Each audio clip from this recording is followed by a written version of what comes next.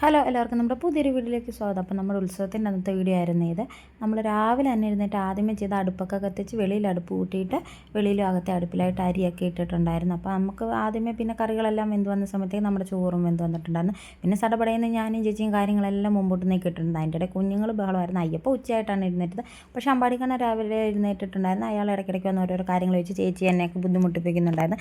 പക്ഷേ എന്നാലും അയാൾ വലിയ വഴക്കോ കാര്യങ്ങളൊന്നും ഇല്ലായിരുന്നു. പിന്നെ അപ്പോഴത്തേക്കിനും നമ്മൾ രണ്ടുപേരോട് സടപടയെന്ന് കാര്യങ്ങളെല്ലാം ചെയ്ത് ഒരു 12:30 ആയപ്പോഴത്തേക്കും നമ്മുടെ ചോറൊക്കെ വെന്ത് പിന്നെ 1 മണിയൊക്കെ ആയപ്പോൾ നമ്മൾ വിളമ്പി വെച്ചിട്ടുണ്ടായിരുന്നു. അപ്പോഴത്തേക്കും നമ്മുടെ വീട്ടിൽ നിന്ന് ചേച്ചിയും കുഞ്ഞമ്മയുടെ മക്കളും എല്ലാവരുമായിട്ട് വന്നിട്ടുണ്ട്. അമ്മയാണ് രാവിലെ വന്നിട്ടുണ്ടായിരുന്നു.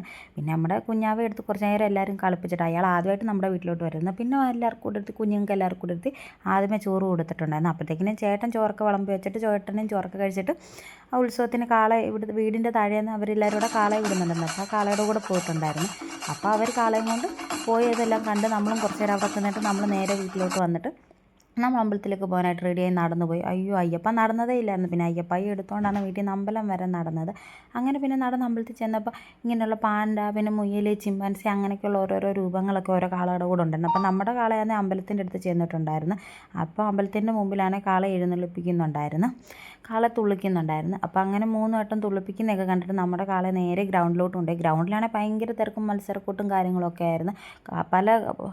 പല കരകളിലെ കാളകൾ ഇങ്ങനെ വന്നിട്ടുണ്ടായിരുന്നു. എല്ലാ കാളകൾക്കും നമ്പറാണ്. നമ്മുടെ അയ്യപ്പായാണെങ്കിൽ കുറേ കരച്ചിലും പിഴിച്ചിലും ബഹളമൊക്കെ കഴിഞ്ഞിട്ട് കടന്നുറങ്ങുമായിരുന്നു.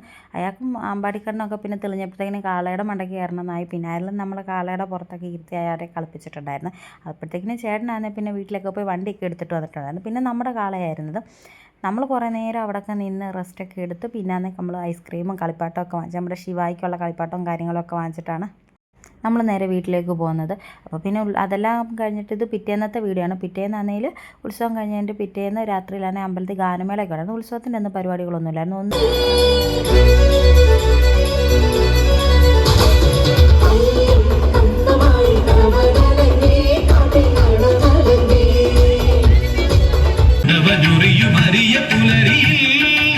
നല്ല അടിപൊളി ഒരു ഗാനമേളായിരുന്നു. അങ്ങനെ ഇക്കൊല്ലത്തെ ഉത്സവം കഴിഞ്ഞു. ഇനി അടുത്ത കൊല്ലത്തെ ഉത്സവത്തിനായിട്ട് ഇനി വെയിറ്റിംഗ് ആണ്. അപ്പോൾ ഓക്കെ, ബൈ.